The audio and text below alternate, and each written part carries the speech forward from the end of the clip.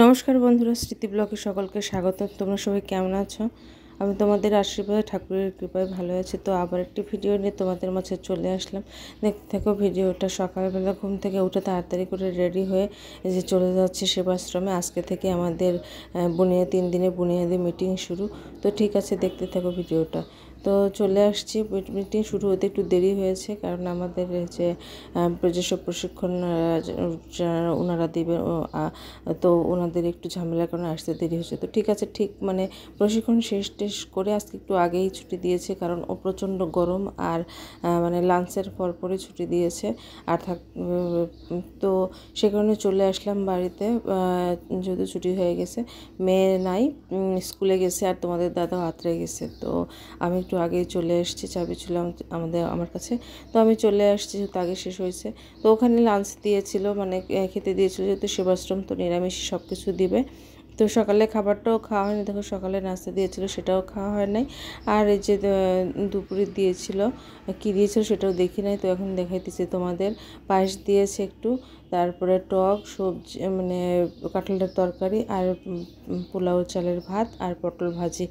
এই তো খাবার। আর এই যে এটা দিয়েছিল সকালে, তো সেটাও খাওয়া দাওয়া করা হয়নি। তো খাওয়া দাওয়া শেষ করে আমি মানে অনেকক্ষণ একটু ওগুলো খেলাম না, বাড়িতে ভাত ছিল সেগুলো একটু খেলাম। তো আর দেখো, তারপরে একটু রেস্ট নিয়ে তারপরে ঘর বাড়ি পরিষ্কার করার কাজে লেগে গেলাম। আর রান্নাও করতে হবে, সেগুলোও করবো আর কি।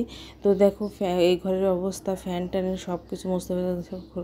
মেয়ের পড়ার ঘরের অবস্থা 2 দিন না পরিষ্কার করলে কি অবস্থা হয়েছে। বিছানাটা চেঞ্জ করলাম, আর মেয়ের ঘরটর যেগুলো মানে পরিষ্কার করলাম। সব কিছু নোংরা ছিল। আর দেখো, 1 দিন 2 দিন না পরিষ্কার করলে কি অবস্থাটা হয়ে যায়। এই যে দেখাইতেছি, মানে এত নোংরা হয়ে যায় যে কি বলবো, প্রচুর নোংরা। তো সেগুলো পরিষ্কার করলাম, করার পর তারপরে রান্না করলাম। হচ্ছে ভাত ছিল, সেগুলো জল দিয়ে রাখছি। আর রান্না করছি ট্যাংরা, ছোটো মাছ ছিল, সেই মাছের তরকারি রান্না করলাম।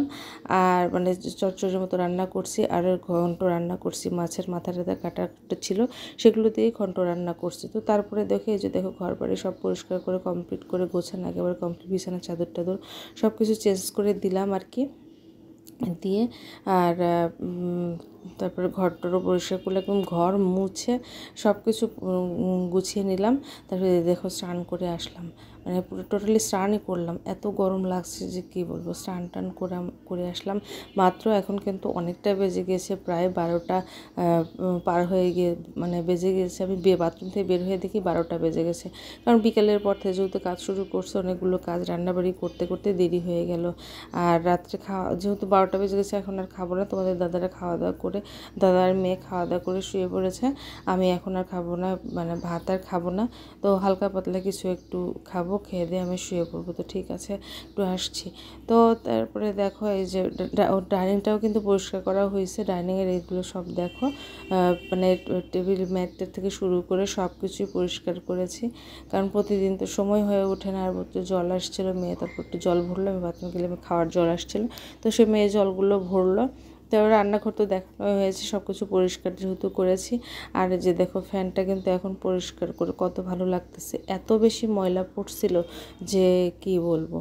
দেখো, এই যে ফ্যানটা অনেক নোংরা হয়েছিল, সেটা একটু পরিষ্কার করেছি, এখন সুন্দর লাগতেছে। আর এই তো। আর দেখো, ঘড়ি এখন কিন্তু বাজে 1টা বাজতে চলো। এই ঘড়িটা এই ঘরে নিয়ে আসলাম, মেয়ের ঘরে ছিল, সেটা এই ঘরে নিয়ে আসলাম। প্রায় 1টা বাজতে চললো। তো তো আর কি করার।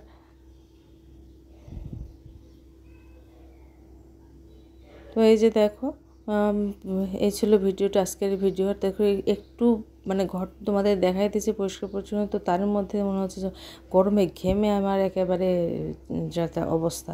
তো মেয়েরা শুয়ে পড়ছে, মেয়ে তোমাদের দাদা শুয়ে পড়ছে, আমিও শুয়ে পড়বো, কারণ সকালবেলা আবার যেতে হবে।